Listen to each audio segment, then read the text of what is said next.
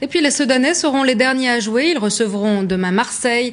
Des Sedanais, eux aussi nouveaux promus. Ils ne partent pas favoris, mais peuvent jouer sur un petit avantage. L'absence de Ribéry chez les Marseillais. État des lieux à Sedan avec Éric Cubiche et Yves Biron. Le public ardennais était déjà là hier soir pour soutenir son équipe lors des ultimes entraînements avant le choc de demain soir contre Marseille.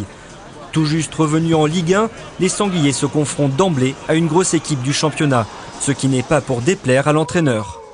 Ça peut être un petit avantage, le fait c'est que des fois il y a des objectifs sont plus différés pour eux, c'est-à-dire que c'est les Champions League ou autre chose, ou les Coupes UEFA, ils jouent la Coupe UEFA, et puis les effectifs sont pas forcément bouclés aussi. Donc ça permet d'avoir peut-être une équipe un peu amoindrie. Sedan se prend à rêver, d'autant que l'équipe phocéenne ne sera pas au grand complet demain soir sur la pelouse du stade Louis Dugoguez.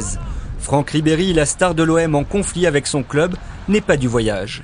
Autant mieux, parce que c'est quand même un point fort je dirais, du championnat français, et ça peut faire la différence à tout moment. Déjà qu'ils ont un potentiel offensif important, à partir de là, ça ôtre une petite épine pour nous, quoi. Donc tant mieux. Alors. Sedan, petit poussé du championnat, pas si sûr.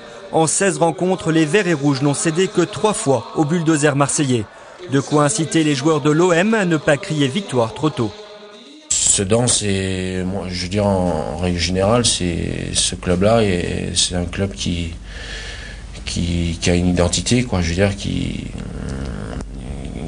lâche rien, c'est des joueurs qui sont peut-être un petit peu moins connus, mais qui ont une grosse envie. Premier test pour les Sedanais dans la cour des grands, demain à 18h. Le public, lui, y croit déjà.